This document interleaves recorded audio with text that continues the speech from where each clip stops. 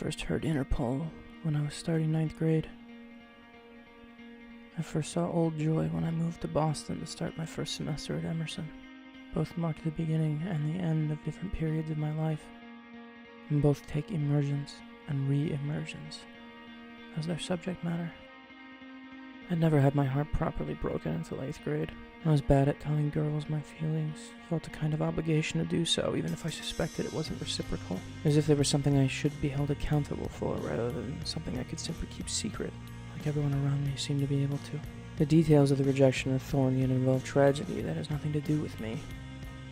I took it all personally, as boys do, but it's not my story really. Even so, then, I made myself the victim. Spent half the year feeling sorry for myself, frozen in the moment when I was cut loose from an adolescent crush and made to understand the bottomless depths of misery people feel around you. From that moment on, romance wasn't simple.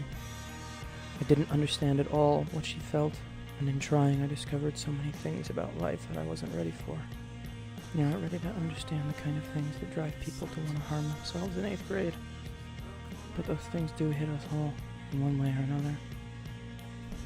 That happened in winter.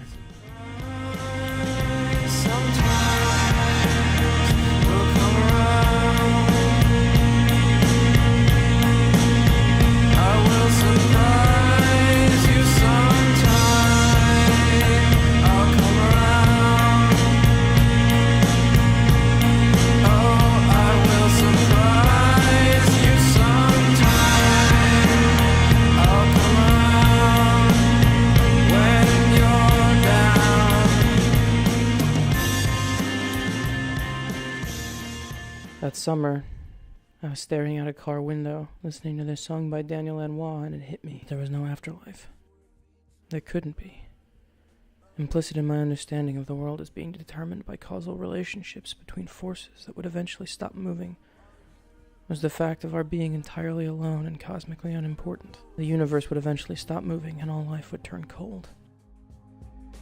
Then God call you up and say, please, baby, please, I love you. I love you. Yeah, I love you. Yeah, I love you. Oh, the dream machine.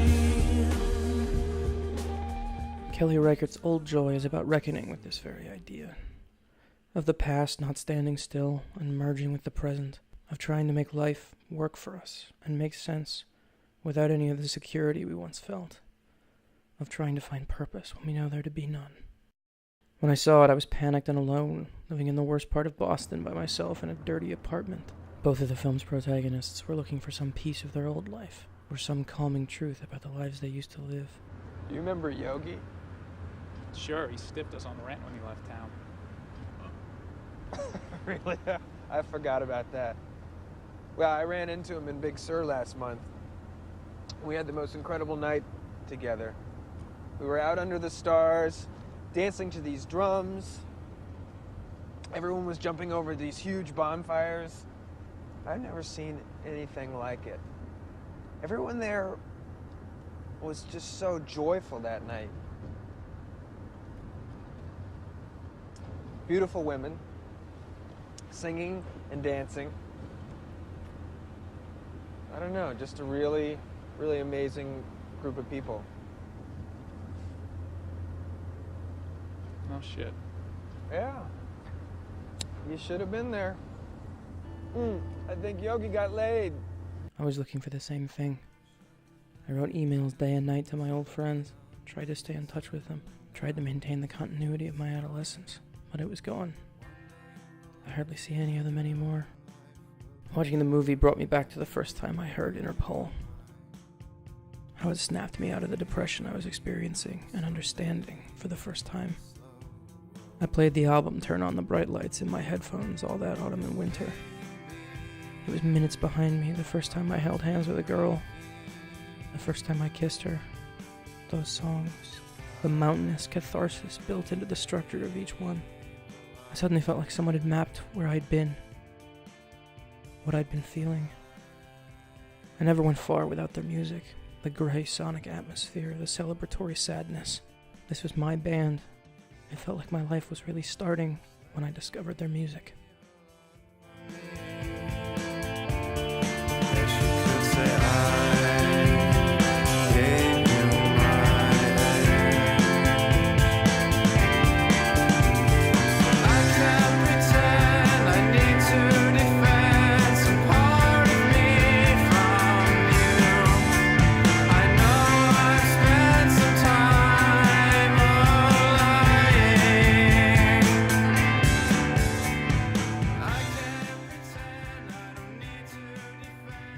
Old Joy has its own running sonic accompaniment in the form of radio pundits discussing the government during the Iraq War. Republican Party for a long time when he signed the night. Exactly. I mean, is that what you're talking about? Yeah. Yes. But he said it with regret. And They were all wedge issues. When Reagan talked about he's for states' rights, all it was just veiled way of saying he's a racist. When Nixon talked about law and order, that's what he was talking about. He was talking about that. Think about this. You had Lee Atwater kicking around when all these guys were devising the Southern strategy, including Karl Rove. The film implicitly about a country thawing after the paralysis inflicted upon it by the events of 9/11. Interpol is about the same thaw, about allowing oneself to feel, and feel everything. Love the Chekhovian madness. Talk about normalcy. Wish for the old things we once wanted. Interpol's New York was just coming back to life. Once again flowing with love, becoming Chantal Ackerman's New York again, a place Kelly Reichardt had clearly studied. Her landscapes have the same implicit abandon, the same Baroque quiet, the same centered dignity. And she stared at her characters with the same probing affection. I'm a slave to the details. But if your life is such a big joke, why should I care? Pluck a simple line, but you know you're gonna make it eight. The same desire for meaning was crying out in their image from years away. In the guitar reverb on Turn on the Bright Lights, in the images of skin on skin in Old Joy. She fills up my sentimental side, should be held with kids' gloves. She doesn't know that I left my urge in the icebox. She swears I'm to pray for the female. Well, then hook me up and throw me baby cakes, 'cause I like to get home. Like a 7-9, but you know you're I remembered sitting in the back seat of a car with my friends when I was 13. All of us singing along to the album, smiling. I thought things had finally gotten better and might stay that way. The best art makes us remember that. Makes us feel like this might be the moment we recover. Or at bottom, that moment is at least out there. Post-punk music and slow cinema hadn't really gone anywhere before Interpol and Kelly Reichardt put their spin on each. But they were making a triumphant return, nevertheless, in the earliest part of the 21st century. The solemnity and revealing coldness.